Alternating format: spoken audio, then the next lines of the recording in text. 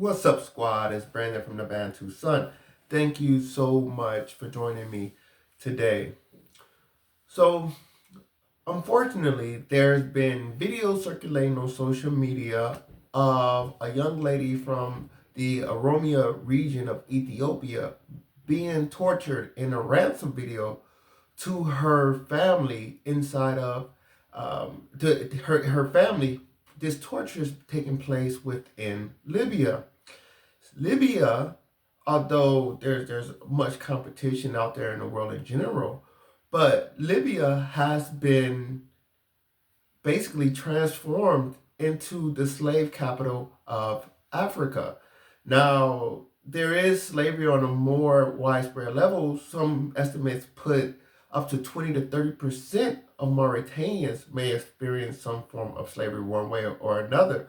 But since the fall of Gaddafi and the disrepair the country of Libya has gone through, with the country splitting between Tripoli based national government and then the eastern region occupied by um, Marshal Haftar, the country has been almost, some would say, in a form of anarchy or chaos, as various warlords and interest groups seek to make income through all types of shady dealings with the resource rich country itself, as well as its geographical nature being at the doorstep of Europe. So what we've seen is that some illegal migrants are using Libya to try to get to Europe. And when they're getting there, some are being kidnapped or sold off into slavery. There's also various war zones that exist where people are just kidnapping people downright and bringing them to Libya and selling them off to slavery. This is not just in Africa. I've read a story about a Bangladeshi seeking migration into Europe, and of course, the travel aid or the guide ends up selling them into slavery, and then it becomes a downward spiral from there. And you have this industry pretty much growing and developing because there's a lot of money to be made. So unfortunately, Libya has become, in this chaos, one of the worst human rights um, infringers that Africa has. So the reason why this is very interesting is because of one, it's a travesty in general. As an American of African descent, I always think that African Americans should protest the most vehemently against the barbaric institution of slavery and bring visibility in parts of the world where it exists in protest of its existence. One of the things that really define our relationship to me with our creator and what really gives us our humanity is, despite no fault of our own, is our free will and our decisions to um, make choices of our own volition.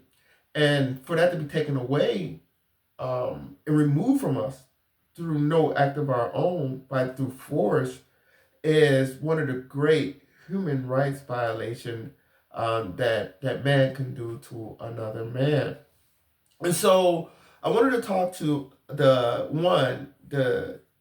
basically the travesty of it all with this occurring in Libya, but I also wanted to talk to what I think is the underlying issue here, and this is obviously a lack of sympathy. Of course, that there is greed, of course, but everybody's greedy, but they draw the line somewhere, and I think that line is sympathy. On one side of the line, they have people that they care about, that they want to protect and provide for. And the other side of that line, they see people as non-human or unlike themselves, which pretty much allows them to have or impose these brutal acts of torturing people, holding them from ransom, taking away their freedom, and selling them off like goods in a store. So I base this in two forms of prejudice I have seen in my life, and I think I you can harken back to America because the original 13 colonies really contrast this. And I love to provide this contrast to people as a learning mechanism. It is a great conversation to have from a philosophical point of view. And that's the comparison of the two states back then, colonies of Virginia and South Carolina. Now, these two states, although both southern states, they were founded for very different purposes, right? Of course, they were set up for commercial reasons, but the type of people that settled in Virginia, the British that came there for tobacco farming, these were more of regal, egalitarian people. These are more of a Darwinistic people. You know, these are the survival of the fittest people. These are your cavaliers. These are your aristocrats.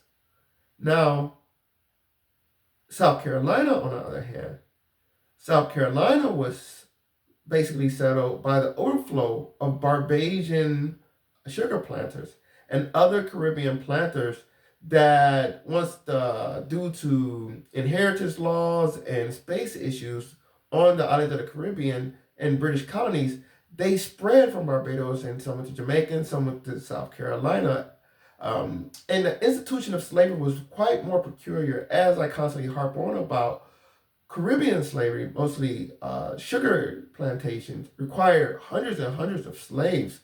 They were imported, whereas African American population grew out of growth indigenously. Remember, only 5% of African slaves actually were brought to the United States. 95% were brought into the Caribbean and its littoral and in Brazil. So there were massive amounts.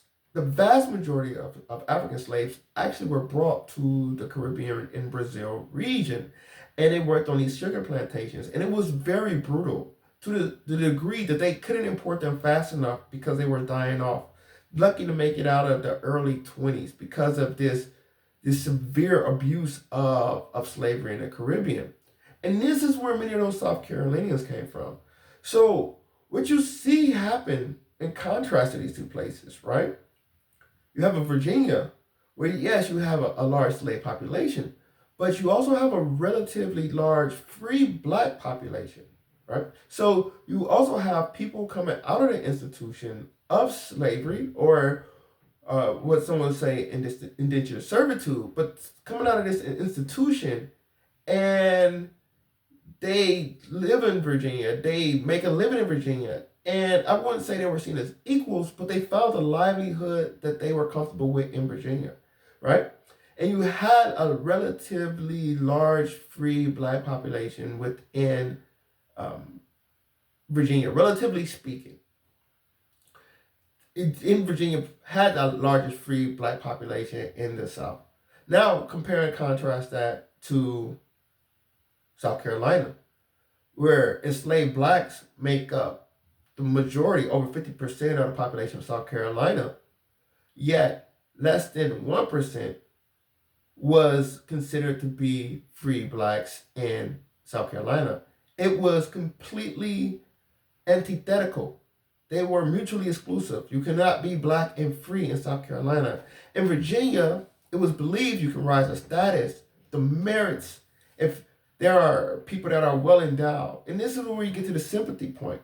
It's because some people will say they lack sympathy because they feel as though it is Darwinian, survival of the fittest. People are worse off in this world because they are of lesser standard. But it is of their own merit, not because of where they were born, what they look like. It's because of who they innately are.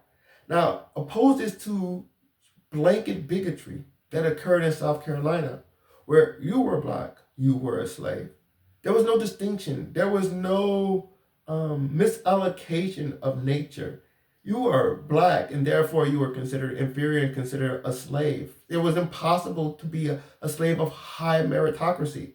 This is blatant bigotry and racism, regardless of the character or capacities of the individual. So I always like to contrast these two. And I think both of these bring on a lack of sympathy, right? Because in Virginia, they didn't care for you or they were apathetic towards you if they felt as though you were of lower character, quality, or capacity.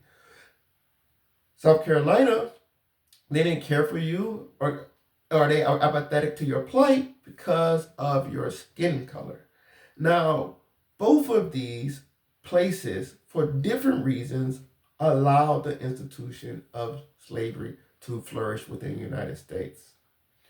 So when you look at something like Libya and how people in 2025 are being trafficked for slavery, you come to these two references once again.